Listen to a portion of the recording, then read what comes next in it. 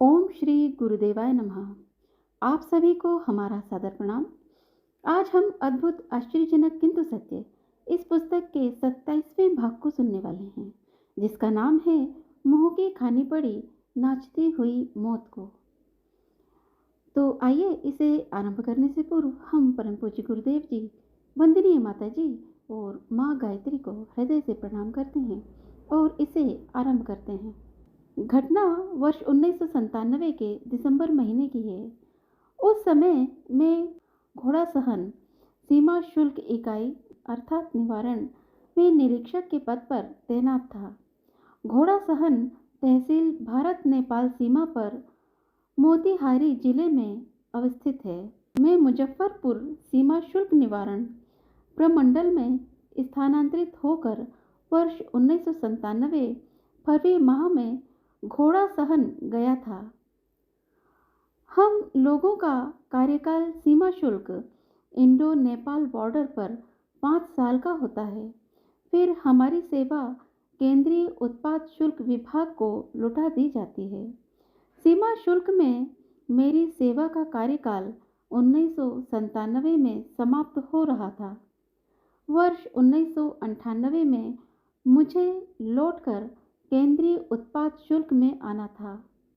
विश्व स्तर सूत्रों से मुझे ज्ञात हुआ कि मेरा स्थानांतरण केंद्रीय उत्पाद शुल्क टाटानगर मुख्यालय में होने को है। उस समय मेरा छोटा बेटा रांची में अपने 3 दोस्तों के साथ अशोकनगर में रहकर +2 की पढ़ाई डीएवी जवाहर विद्यालय मंदिर शामली में कर रहा था। उसका स्वास्थ्य थोड़ा खराब रहता था, इसलिए मैं चाहता था कि मेरा स्थानांतरण रांची हो जाए ताकि मेरा पुत्र मेरे साथ रहकर पढ़ाई कर सके। इस आशय का निवेदन करने में अपने विभागीय मुख्यालय पटना गया। मैं शाम को पटना से बस पकड़कर सीतामढ़ी पहुंचा। बस के लौट जाने की वजह से घोड़ा सहन जाने की ट्रेन छूट गई। दूसरी ट्रेन करीब 12 बजे रात में थी। मैं घोड़ा सहन स्टेशन परिसर में ही ट्रेन की प्रतीक्षा कर रहा था। ट्रेन करीब 2 बजे रात में आई। सीतामढ़ी से घोड़ा सहन का सफ़र 2 घंटे में पूरा होता है।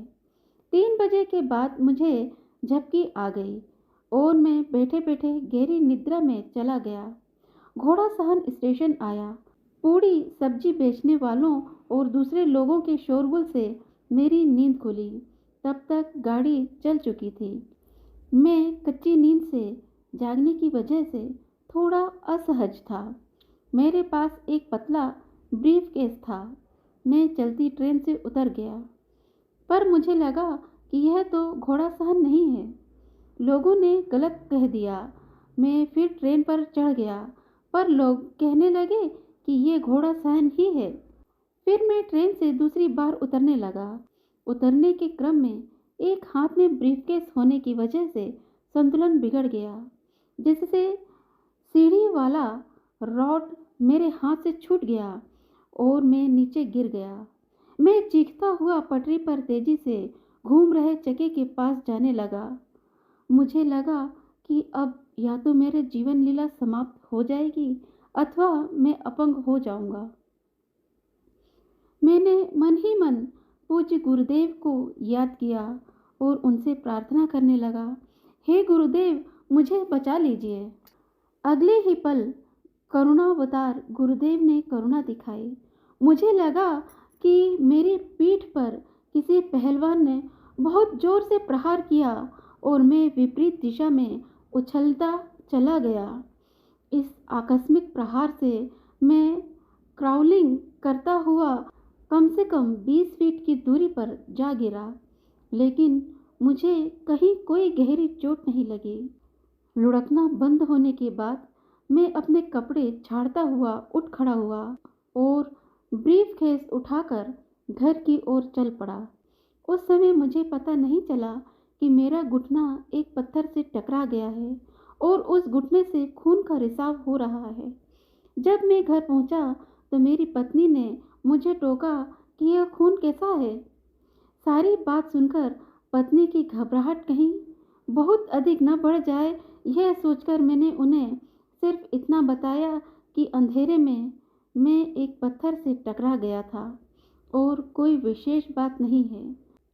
आज भी मुझे जब इस घटना की याद आती है तो मैं सिहर उठता हूँ और गुरुवर की उस अनुकंपा के स्मरण से मेरा रोम रोम पुलकित हो उठता है। प्रस्तुति जटाशंकर झा, रांची, झारखंड। तो ये था आज का प्रसंग।